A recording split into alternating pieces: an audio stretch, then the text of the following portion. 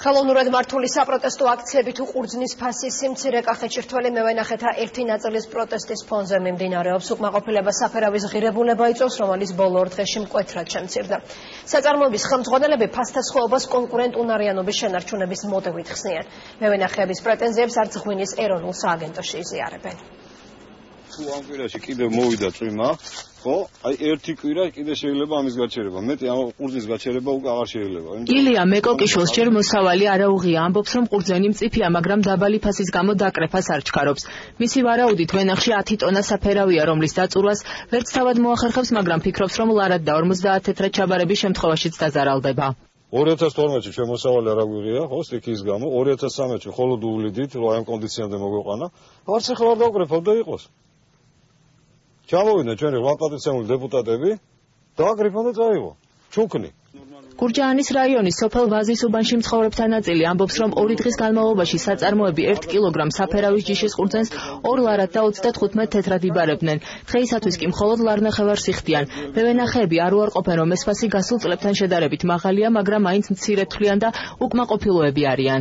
ზვირი გვიჯდება მოვლა ძალიან. იქ სალიარკა, იქ შხამქიმიკატები, ისა ტრაქტორის და ძალიან ზვირი ჯდება და ეხლა ასე ხო არ არის არა დაუშვათ ვიღაცამ ჩააბარა 2-ში და 2-ში 2.30 და ეს დანარჩენი ხალხი ხო იჩაგრება არა.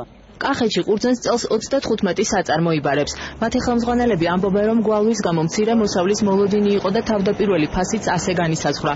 თუმცა შემდეგ კალკულაცია მოხდა და ყურძნის ღირებულება ისე დაანგარიშთა, რომ წარმოებული ღვინის ფასს სასმელის კონკურენტუნარიანობაზე არ ემოქმედა.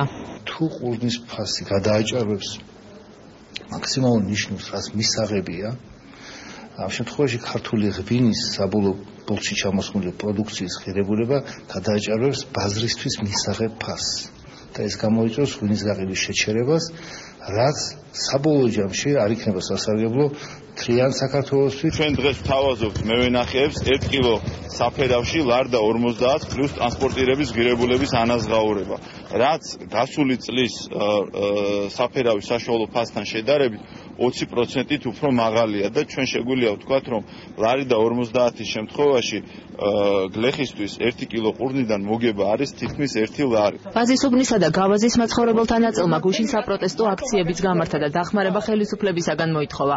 უკმაყოფილო მევენახეთა პოზიცია გაუგებარია ღვინის ეროვნული სააგენტოს ხელმძღვანელისათვის და კახეთის გუბერნატორისთვის. ისინი ეჭვობენ, რომ საპროტესტო გამოსვლები ხელოვნურად არის მართული. ლევან დავითაშვილისა და ირაკლი შიოლაშვილის თქმით, რთველი შეუფერხებლად მიმდინარეობს. ყურძნის ღირებულება უპრეცედენტოდ მაღალია, ხელისუფლება კი ფასების რეგულაციაში არ ერევა.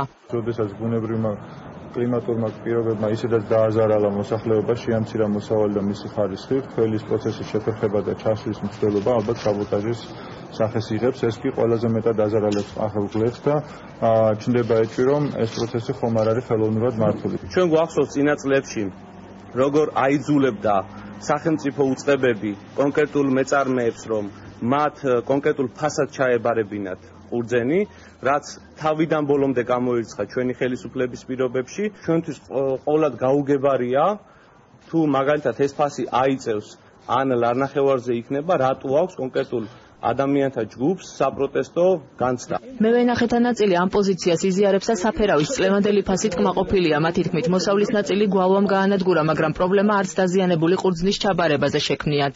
3 ტონა 200 მივიღე მოსავალი. კმაყოფილი ვარ შესაძლოა შედარებით. გვალვა იყო და ის და დაზიანებული იყო, მაინც კარგი ფასი გადაიხადეს. ჩავაბარე 2 ტონა 700. და ნახევრად. შაშან რა თქმა უნდა ეს ფასი არ იყო, ლარი იყო. უკმაყოფილი ვარ საერთო ჯამში. ღვინის ეროვნული სააგენტოს თავმჯდომარე აცხადებს, რომ გარკვეული უკმაყოფილების მიუხედავად რთველი წელს შეუფერხებლად მიმდინარეობს და უკვე 1700 ტონაზე მეტი ყურძენია გადამუშავებული. ლევან დავითაშვილი საფერავის ჩაბარების მსურველ მევენახეებს აგროვადების დაცვას ურჩევს.